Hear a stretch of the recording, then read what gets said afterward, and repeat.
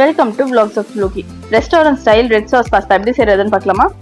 கொஞ்சம் ஹெல்த்தியா செய்யலாம். வீட் பாஸ்தா தான் எடுத்திருக்கேன். ஷெல் டைப் பாஸ்தா எடுத்திருக்கேன். நான் நல்லா தண்ணியில போட்டு பாயில் பண்ணிக்கலாம். கொஞ்சம் ஆயில் அண்ட் சால்ட் போட்டு நல்லா பாயில் பண்ணிக்கலாம். இது ஒயிட் சாஸ் பாஸ்தா விட ரெட் சாஸ் பாஸ்தா தான் ரொம்ப பிடிக்கும்.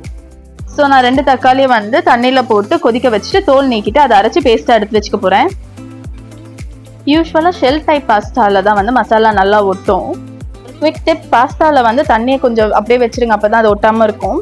ஸோ இப்போ ஒரு கடாய் எடுத்துட்டு கொஞ்சோண்டு பட்டர், எண்ணெய், அதுக்கப்புறம் நல்லா சாப் பண்ணி வச்ச இஞ்சி, பூண்டு, பச்சை மிளகாவை நல்லா வதக்கிக்கலாம்.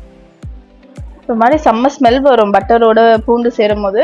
இப்போ நெக்ஸ்ட்டு நம்ம அதுலேயே நான் 2 வெங்காயம் நல்லா சாப் பண்ணி சேர்த்து நல்லா வதக்கி எடுத்துக்கலாம். அது கலர் மாறுற அளவுக்கு வதக்கி எடுத்துக்கலாம்.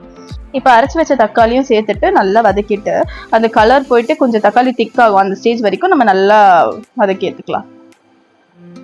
தேவையான அளவுக்கு உப்பு, பெப்பர், அதுக்கப்புறம் சில்லி பவுடர் கொஞ்சமாக டேஸ்ட்டுக்கு நல்லா மிக்ஸ் பண்ணி விட்டுட்டு, கொஞ்சம் காரமாக பிடிக்கும்னா இன்னும் கொஞ்சம் கூட பெப்பர் பவுடர் இல்லை சில்லி பவுடர் போட்டுக்கலாம். நம்ம வீடியோ எடுக்கும் போது ஃப்ரேமை விட்டு வெளியே போயிட்டே இருந்திருக்கு. அதை கூட நான் பார்க்காம எடுத்துட்டு அப்புறம் தான் சரி பண்ணேன்.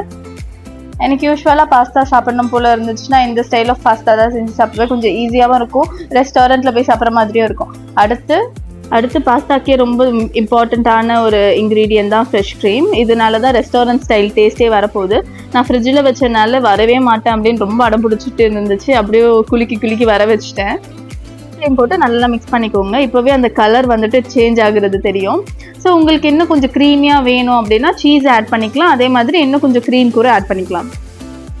ரொம்ப ஆப்படைசிங்காக இருக்குல்ல பார்க்கவே. அதில் இப்போ பாஸ்தாவை சேர்த்து நல்லா மிக்ஸ் பண்ணிக்கலாம்.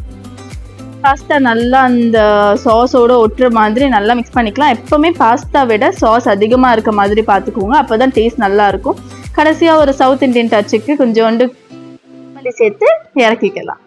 நல்லா சூடாக சர்வ் பண்ணி சாப்பிடும் போது செம்ம டேஸ்ட்டாக இருக்கும். கண்டிப்பாக ட்ரை பண்ணி பாருங்கள். சாட்டர்டே எதுனா செஞ்சு சாப்பிடணும் கிரேவிங்ஸாக இருக்கும்ல, இதை கண்டிப்பாக ட்ரை பண்ணி பாருங்கள். தேங்க்ஸ் ஃபார் வாட்சிங். சப்ஸ்கிரைப் பண்ணிடுங்க.